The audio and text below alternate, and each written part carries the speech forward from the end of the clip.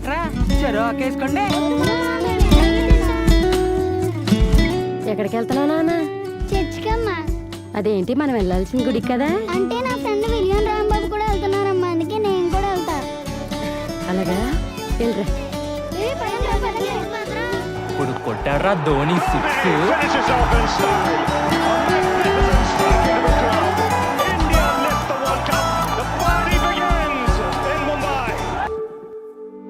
సొంత ఊరిలో కన్నవారితో ఉండే వేరేలే మనసంత హాయిలే. ఎంత మారినా సాటి రావులే అమ్మమ్మ ఇచ్చేవన్నకే. చెప్పాలంటే ఎంతున్నాలోనే దాస్తామా ప్రేమ, బయటే పెట్టే ధైర్యాలే లేవులే. మాలో మాకే ఎన్నున్నా చెయ్యి వేస్తే మా మీద ఎవరినైనా తన్నేటి తీరులే.